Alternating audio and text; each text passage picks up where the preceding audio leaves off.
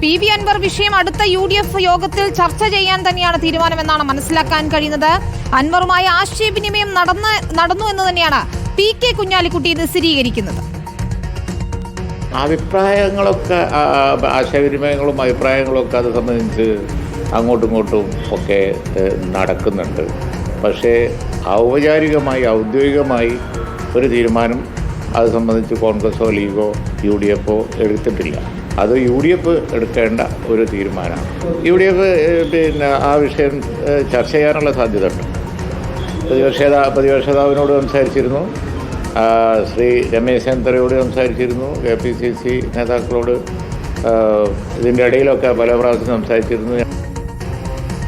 അഷ്കർ അലി കരിമ്പയുടെ വിശദാംശങ്ങളുമായി. അഷ്കർ, ഏറെക്കുറെ ഉറപ്പിക്കുന്നുണ്ട് അൻവർ UDF പ്രവേശനം. അഷ്കർ, ഇക്കാര്യം കഴിഞ്ഞ ദിവസം റിപ്പോർട്ട് ചെയ്തപ്പോൾ തന്നെ, അതായത് ഈ ജനകീയ യാത്രയിൽ DCC അധ്യക്ഷന്മാർ പങ്കെടുക്കുന്നത് ഉൾപ്പെടെ നമ്മൾ പറഞ്ഞപ്പോൾ PV അൻവർ ഇക്കാര്യം ഏറെക്കുറെ സമ്മതിക്കുകയും ചെയ്തതാണ്. ഇപ്പോൾ PK കുഞ്ഞാലിക്കുട്ടിയും പറയുന്നത് ആശയവിനിമയം നടന്നു, നേതാക്കളുമായി സംസാരിച്ചു എന്നതൊക്കെ തന്നെയാണ്. ഏതായാലും അൻവറിനെ ഉൾക്കൊള്ളാൻ, അൻവറിനെ മുന്നണിയിലേക്ക് എടുക്കാൻ തെരഞ്ഞെടുപ്പിന് മുൻപ് അത്തരമൊരു നീക്കത്തിന് UDF സജ്ജമായി എന്ന് തന്നെയാണോ നമ്മൾ PK കുഞ്ഞാലിക്കുട്ടിയുടെ വാക്കുകളിൽ നിന്നും വായിച്ചെടുക്കേണ്ടത്?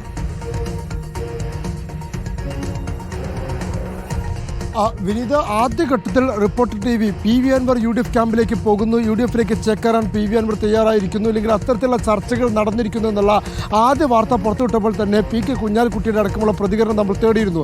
അന്ന് മുസ്ലിം ലീഗ് നേതാക്കൾ സ്വീകരിച്ച നിലപാട് അത് അംഗീകരിക്കാൻ തയ്യാറായിരുന്നില്ല. മാത്രമല്ല, ജനകീയ യാത്രയിൽ നിന്ന് കോൺഗ്രസ് ലീഗ് നേതാക്കൾ വിട്ടു നിൽക്കുകയും ചെയ്തു എന്നുള്ളതാണ് ഇതിൻ്റെ യാഥാർത്ഥ്യം. പക്ഷേ ഇന്നലെ PV അൻവറിൻ്റെ അറസ്റ്റ് നടക്കുകയും ആ അറസ്റ്റിനെതിരെ ശക്തമായ പ്രതിഷേധം ഉയരുകയും ചെയ്ത സാഹചര്യത്തിൽ അതിൽ നിലപാട് മാറ്റമുണ്ടായിരിക്കുന്നു എന്നുള്ളതാണ് ഒന്നാമത്തെ കാര്യം. UDFിലേക്ക് PV അൻവർ പോകുന്നതുമായി ബന്ധപ്പെട്ട ചർച്ചകൾ നടക്കുന്നുണ്ട് എന്നുള്ള കാര്യം പരസ്യമായി തന്നെ ലീഗ് നേതൃത്വമൊക്കെ സമ്മതിച്ചു കഴിഞ്ഞു.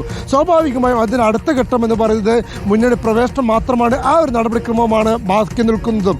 യഥാർത്ഥത്തിൽ ഔദ്യോഗികമായി ചർച്ചകൾ നടന്നിട്ടില്ല എങ്കിൽ പോലും, ഇല്ലെങ്കിൽ ഒരു യോഗം കൂടി, മീറ്റിംഗ് കൂടി ഒരു പ്രവർത്തക സമിതിയിലോ അല്ലെങ്കിൽ രാഷ്ട്രീയകാര്യ സമിതിയിലോ അല്ലെങ്കിൽ മുന്നണി യോഗത്തിലോ PV അൻവറിന്റെ പ്രവേശനവുമായി ബന്ധപ്പെട്ട ചർച്ചകൾ നടന്നിട്ടില്ല എങ്കിൽ പോലും അനൗപചാരികമായിക്കൊണ്ട്, അനൗദ്യോഗികമായിക്കൊണ്ട് ഈ സമിതികൾക്കൊക്കെ നേതൃത്വം നൽകുന്ന UDFിൻ്റെ നേതാക്കൾ കൃത്യമായ ആശയവിനിമയം നടത്തി, പരസ്പരം ചർച്ചകൾ നടത്തി അതിനൊരു ധാരണ എത്തിയിരിക്കുന്നു എന്നുള്ളത് തന്നെയാണ് നമുക്ക് ലഭിക്കുന്ന വിവരം. ഇന്നത്തെ PK കുഞ്ഞാലിക്കുട്ടിയുടെ പ്രസ്താവനയിൽ നമുക്കത് വായിച്ചെടുക്കാൻ സാധിക്കും. കുഞ്ഞാലിക്കുട്ടി തന്നെ പറഞ്ഞു വെക്കുന്നത് അതുമായി ബന്ധപ്പെട്ടുള്ള സംഭാഷണങ്ങൾ നടന്നിട്ടുണ്ട്. PV അൻവറിനെ UDFിലേക്ക് എടുക്കുന്നതുമായി ബന്ധപ്പെട്ട്, അല്ലെങ്കിൽ PV അൻവറുമായി ചില സംഭാഷണങ്ങൾ നടന്നിട്ടുണ്ട്, ആശയവിനിമയങ്ങൾ നടന്നിട്ടുണ്ട് എന്ന് PK കുഞ്ഞാലിക്കുട്ടി തന്നെ പരസ്യമായി സമ്മതിക്കുകയാണ്. അതിനോടൊപ്പം തന്നെ വരുന്ന UDF യോഗത്തിൽ ഈ വിഷയം ചർച്ച ചെയ്യാൻ സാധ്യതയുണ്ട്. UDFിലേക്ക് PV അൻവർ എത്തുമോ എന്നുള്ള ചോദ്യത്തിന് മറുപടിയായിട്ടാണ് PK കുഞ്ഞാലിക്കുട്ടി പറഞ്ഞു വെക്കുന്നത് UDF യോഗത്തിൽ, ഇല്ലെങ്കിൽ വരുന്ന മുന്നണി യോഗത്തിൽ ഈ വിഷയം ചർച്ച ചെയ്തേക്കാമെന്ന്. അഥവാ കൃത്യമായി ഇന്ന് രാവിലെ PV അൻവറിൻ്റെ അറസ്റ്റിന് ശേഷം ലീഗ് കോൺഗ്രസ് നേതാക്കൾ തമ്മിൽ പരസ്പരം ആശയവിനിമയങ്ങൾ നടത്തിയിരുന്നു, ഫോൺ മുഖാന്തരം ചർച്ചകൾ നടത്തിയിരുന്നു. ആ ചർച്ചകൾക്കൊടുവിൽ ഒരു മുന്നണി തീരുമാനത്തിൻ്റെ കൂടി അടിസ്ഥാനത്തിലാണ് PK കുഞ്ഞാലിക്കുട്ടിയുടെ ഭാഗത്തു നിന്നും അത്തരം പ്രതികരണങ്ങൾ ഉണ്ടായത് എന്നുള്ളതാണ് യാഥാർത്ഥ്യം. ആ സാഹചര്യത്തിൽ കൃത്യമായി നമുക്ക് വായിച്ചെടുക്കാം, PV അൻവറിൻ്റെ UDF പ്രവേശനത്തിലേക്കുള്ള വഴി വെട്ടി തുറന്നിരിക്കുന്നു എന്നുള്ളതാണ്. ആ വഴി വെട്ടി തുറന്നത് യഥാർത്ഥത്തിൽ ഇന്നലെ നടന്ന അറസ്റ്റും ആ അറസ്റ്റുമായി ബന്ധപ്പെട്ട് പോലീസ് നടത്തിയ നീക്കങ്ങൾ, നിർണായകമായ അല്ലെങ്കിൽ നാടകീയമായ നിമിഷങ്ങൾ, ആ നിമിഷങ്ങൾക്കൊടുവിൽ ഇന്നലെ ഉണ്ടായ സംഭവ വികാസങ്ങളെല്ലാം തന്നെ യഥാർത്ഥത്തിൽ PV അൻവറിൻ്റെ രാഷ്ട്രീയ നിലനിൽപ്പിന്, അനിവാര്യമായ രാഷ്ട്രീയ നിലനിൽപ്പിന് മുതൽക്കൂട്ടായി മാറിയിരിക്കുന്നു. അതുതന്നെ PV അൻവർ ജയിലിലേക്കാണ് ഇന്നലെ പോയതെങ്കിലും പുറത്തിറങ്ങാൻ പോകുന്നത് UDFിൻ്റെ കൂടി കവാടത്തിലേക്കാണ് എന്നുള്ള കാര്യത്തിൽ യാതൊരു സംശയമില്ല. ആ കാര്യത്തിൽ ഒരു ധാരണയിലെത്തിയിരിക്കുന്നു. അറസ്റ്റ് വരിക്കുന്നതിന് മുമ്പ് തന്നെ പോലീസ് വീട്ടിലെത്തിയ ശേഷവും PV അൻവർ UDF നേതാക്കളുമായി ഫോൺ വഴി ചർച്ച നടത്തി പിന്തുണ തേടുകയും ചെയ്തിരുന്നു. ആ നീക്കങ്ങളൊക്കെ തന്നെ ഇപ്പോൾ ഈ ഘട്ടത്തിൽ ഫലവത്തായിരിക്കുന്നു എന്ന് നമുക്ക് വേണം മനസ്സിലാക്കാം. ഇനി ഈ ഘട്ടത്തിൽ നേരത്തെ വിനീത് സൂചിപ്പിച്ചതുപോലെ തന്നെ VD സതീശൻ്റെ നിലപാട് ഇക്കാര്യത്തിൽ നിർണായകമാവും. പലപ്പോഴും ഈ PV അൻവറിൻ്റെ വിഷയത്തിൽ രണ്ട് തട്ടിലേക്ക് കോൺഗ്രസ് എത്തിയത് PV അൻവർ വിഷയത്തിൽ VD സതീശൻ സ്വീകരിച്ചിരുന്ന വ്യത്യസ്ത നിലപാട് തന്നെയായിരുന്നു. K സുധാകരനും ചെന്നിത്തലയും ഇല്ലെങ്കിൽ K മുരളീധരൻ അടക്കമുള്ള ആളുകൾ PV അൻവറിനൊപ്പം നിൽക്കുമ്പോൾ, മുസ്ലിം ലീഗ് അടക്കം PV അൻവറിനൊപ്പം നിൽക്കുമ്പോൾ അതിൽ വ്യത്യസ്ത നിലപാട് സ്വീകരിച്ചിരുന്നത് VD സതീശൻ മാത്രമായിരുന്നു. VD സതീശനും PK കുഞ്ഞാലിക്കുട്ടിയും അടക്കം നടത്തിയ ചർച്ചയുടെ ധാരണപ്പുറത്ത് തന്നെയാണ് ഇന്ന് PK കുഞ്ഞാലിക്കുട്ടിയും അത്തരത്തിൽ UDFിലേക്ക് PV അൻവർ എത്തിയേക്കുമെന്നുള്ള ആ സൂചനകൾ വ്യക്തമാക്കിക്കൊണ്ട്, ഇല്ലെങ്കിൽ അത്തരം ആശയവിനിമയം നടന്നു എന്ന് സ്ഥിരീകരിച്ചുകൊണ്ടുള്ള തരത്തിലുള്ള പ്രതികരണം മാധ്യമങ്ങൾക്ക് നൽകിയിരിക്കുന്നത്.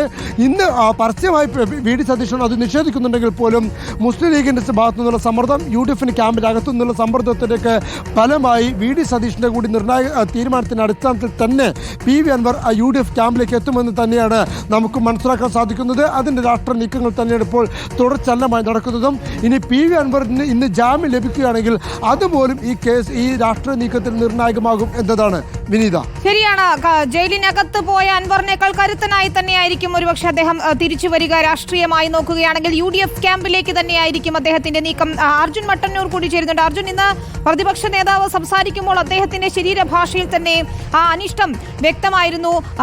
മാധ്യമപ്രവർത്തകരുടെ ചോദ്യങ്ങളോട് അദ്ദേഹം ആ രീതിയിലുമാണ് പ്രതികരിച്ചത്. UDF ചെയർമാനായ ഞാൻ അറിഞ്ഞിട്ടില്ലല്ലോ എന്നാണ് പറഞ്ഞത്. പക്ഷേ അഷ്കർ സൂചിപ്പിച്ചതുപോലെ സമ്മർദ്ദങ്ങൾ വരുമ്പോൾ ലീഗ് ഉൾപ്പെടെ കോൺഗ്രസിലെ മറ്റ് നേതാക്കൾ ഉൾപ്പെടെ അൻവർ വരട്ടെ എന്ന നിലപാടെടുക്കുമ്പോൾ വ്യത്യസ്തൊരു നിലപാടെടുക്കാൻ വി.ഡി. സതീശന് കഴിയുകയില്ലല്ലോ. പക്ഷേ അദ്ദേഹത്തിന്റെ അനിഷ്ടം ഇന്ന് പ്രകടമായിരുന്നു വാക്കുകളിൽ എന്നത്.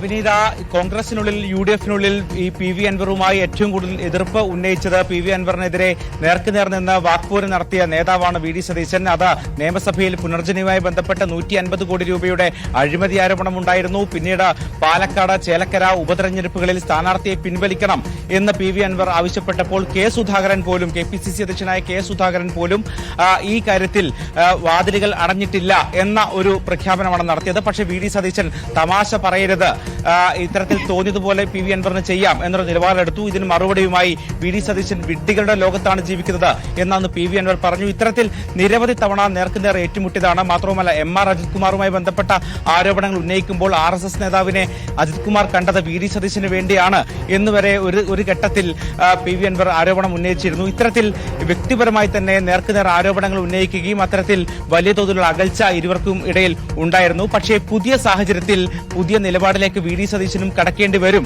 എന്ന സൂചന തന്നെയാണ് ഇന്ന് പുറത്തു വരുന്നത്. പ്രത്യേകിച്ച് ഇതുവരെ ഇതുമായി ബന്ധപ്പെട്ട് ഒരു ചർച്ച നടന്നിട്ടില്ല എന്ന് പ്രതിപക്ഷ നേതാവ് പറയുമ്പോൾ പോലും പൂർണ്ണമായും ആ വാതിലുകൾ അടക്കുന്ന ഒരു നിലപാട് അദ്ദേഹം എടുക്കുന്നുമില്ല. പ്രത്യേകിച്ച് UDF-ന്റെ അടിത്തറ വികസിപ്പിക്കേണ്ടതുണ്ട്. അതുകൊണ്ട് തന്നെ കൃത്യമായ സമയത്ത് കൃത്യമായ തീരുമാനമെടുക്കും എന്ന് അദ്ദേഹം പറയുന്നുണ്ട്. KPCC